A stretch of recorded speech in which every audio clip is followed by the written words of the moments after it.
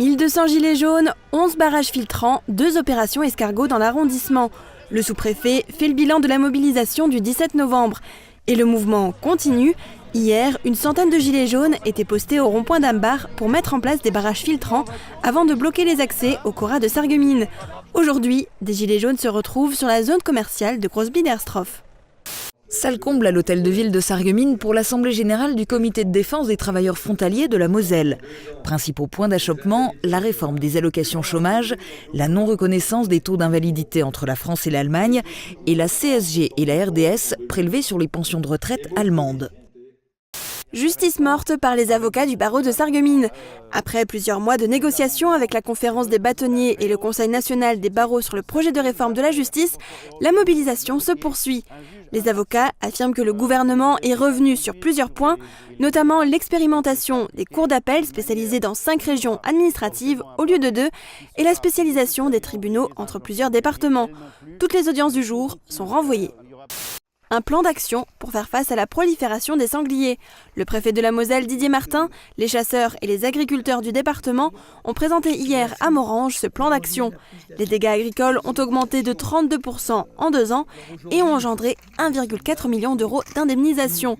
Battu mensuel exigé au nord de l'A4, intensification des prélèvements sur les territoires de chasse, de nombreuses mesures seront prises. Fin de l'aventure en Coupe de France pour le SFC qui est passé à 2 doigts de l'exploit face au FC Metz. Un partout à l'issue du temps réglementaire puis des prolongations. Il aura fallu des tirs au but pour départager Sarreguemines du leader de Ligue 2. Le FC Metz remporte la rencontre 4-1 au tir au but dans un stade bondé. 6 292 €, c'est ce que la Bitchoise a reversé à la Ligue contre le cancer. La 5e édition de la course à pied qui se déroule en octobre à Bitche avait attiré plus de 1000 participants. Des bénéfices en croissance et entièrement destinés à la recherche, la prévention et l'aide aux malades atteints du cancer. 5e bougie pour le service de placement transfrontalier du Pôle emploi. En collaboration avec la Bundesagentur für Arbeit, ce service facilite l'accès au marché du travail allemand pour les candidats en reconversion professionnelle ou tout simplement à la recherche d'un nouvel emploi. Les conseillers proposent un entretien en tandem, puis un accompagnement sur 6 mois. Depuis 2013, ce service permet à un demandeur d'emploi sur 2 de trouver un travail.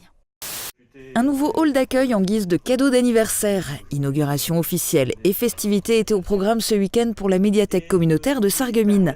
L'ancien escalier monumental laisse la place à un espace d'accueil de 270 mètres carrés, plus adapté au public, et un sas pour garder la chaleur.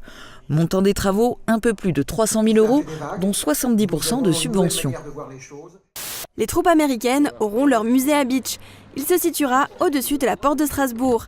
La ville de Bitche a symboliquement remis les clés du local à Michel Klein. Ce membre de l'Union nationale des combattants récolte depuis 2 ans des objets de la Seconde Guerre mondiale et particulièrement ceux relatifs à l'hiver 1944-1945. Les troupes américaines ont libéré Bitche durant cette période. Michel Klein espère remettre à jour ce moment d'histoire trop méconnu à son goût. Les avocats se sont rassemblés en robe sur les marches du palais de justice. C'est le bâtonnier Armand Hénard qui mène le mouvement. Par cette mobilisation, il souhaite attirer l'attention des élus et des parlementaires sur des questions d'orientation qu'ils ne partagent pas. Les avocats craignent, entre autres, que cette modernisation de la justice regroupe les différentes juridictions dans un seul tribunal de grande instance, au profit de certaines compétences. Une trentaine de tracteurs et une cinquantaine d'agriculteurs occupent le rond-point de la départementale 603 entre Saint-Avold et Longeville-les-Saint-Avold pour afficher leur colère. Face à une augmentation des taxes et à des cours qui baissent, les agriculteurs font face à de nombreuses difficultés économiques, poussant certains d'entre eux à mettre fin à leur jour. Notre petite histoire commence au mois d'août 1870.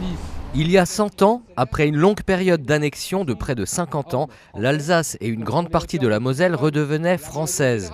La ville de Forbach a été fortement marquée par cette période historique dont il reste de nombreuses traces et notamment l'architecture de certains de ses bâtiments. Pour marquer cet anniversaire, l'Office de tourisme du pays de Forbach a organisé une visite guidée sur ce thème à travers les rues de la ville. Hausse des taxes, du carburant, de la CSG ou encore gel des pensions de retraite. Après quelques hésitations, le cortège emprunte l'autoroute, direction le centre commercial et la zone de l'Europe, à grand renfort de slogans. Macron démission! Macron démission! Macron démission! La file des voitures est déjà longue alors qu'ils viennent à peine de s'installer. Les Gilets jaunes se sont donné rendez-vous ce matin à Forbach avec la ferme intention de ralentir une fois de plus le trafic routier. Du côté des automobilistes, on prend son mal en patience. Après quelques mots échangés entre automobilistes et Gilets jaunes, les voitures repartent. Ce n'est pas le cas de tous les conducteurs, certains forcent le passage, mettant les manifestants en danger. Mais la plupart des automobilistes sont compréhensifs, d'autres même adhèrent au mouvement. Elle avait besoin d'un coup de jeune, une attention particulière a été donnée sur les normes énergétiques et l'accessibilité du bâtiment pour les personnes à mobilité réduite. C'est toujours un moment particulier pour un élu d'inaugurer les travaux liés à l'école car ces dernières sont une étape importante dans le parcours d'un enfant. À la table de marque, Jacques Blanquet comptabilise avec application le nombre de passages des nageurs. Car derrière chaque longueur se cache un don pour les Restos du Cœur. Engagés aux côtés de leurs aînés plus aguerris, les jeunes nageurs du club Natation FM apportent également leur contribution à l'opération. C'est une image forte qu'ont voulu donner Français et Allemands en clôture d'un long week-end de commémoration du centenaire de l'armistice de la Grande Guerre.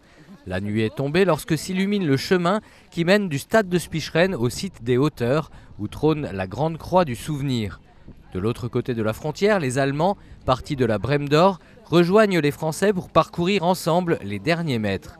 Une marche au flambeau imaginée par le VDK et le souvenir français de Forbach pour symboliser la paix et l'amitié entre les deux pays.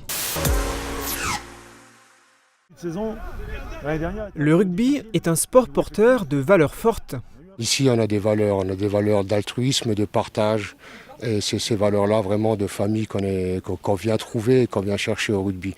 L'entraide est une qualité que les joueurs doivent absolument avoir entre eux pour permettre à leur équipe d'avancer sur le terrain. En Moselle-Est, au-delà de l'aspect sportif, l'entraide existe aussi entre les clubs. Ainsi, l'Espoir Sarreguemines Rugby a noué un partenariat avec le rugby club naborien dans le cadre de l'école de rugby. On est dans une région faiblement représentée rugbystiquement. Donc voilà, c'est un bien pour les enfants, pour tout le monde. L'Espoir Sarreguemines Rugby souhaiterait avoir sa propre école de rugby, mais elle n'a pas suffisamment d'enfants licenciés pour cela. Il faudrait au minimum 15 joueurs par catégorie pour que ça soit viable. L'école de rugby de Saint-Avold compte près de 80 joueurs, dont 8 qui viennent de Sarreguemines. Les parents se voient entre eux pour amener à tour de rôle les enfants. Après, les éducateurs amènent aussi. On se contacte dans la semaine pour savoir faire des roulements. L'Union sportive Forbach Rugby connaît une situation bien différente. Elle possède sa propre école de rugby composée d'une 60aine de jeunes. Les écoles de rugby sont indispensables pour développer le rugby au niveau départemental et ensuite régional, puisque ce sont le vivier des équipes seniors ensuite. De son côté, l'Union sportive Forbach Rugby a noué un partenariat avec le rugby club naborien et le Stade sarrois de Sarrebruck au niveau des féminines et des catégories U16 et U19. En ce moment, la plupart des joueurs viennent de Saint-Avold, donc on fait les entraînements à Saint-Avold. Si, comme les années précédentes, la plupart des joueurs venaient de Forbach, on fait les entraînements sur Forbach. Sachant qu'on peut aussi délocaliser sur Sarrebruck ou sur Sarreguemines pour un ou l'autre entraînement, histoire de faire plaisir à tout le monde. Toutes les équipes issues de ces ententes sont engagées en championnat, sauf les féminines, mais cela devrait être le cas l'année prochaine. A noter que si ce sport vous plaît, peu importe votre sexe ou votre morphologie, n'hésitez pas à vous mettre en relation avec ces clubs pour faire un essai. Dernière info avant de vous quitter, un tournoi de rugby féminin aura lieu à Saint-Avold le 1er décembre à partir de 10h.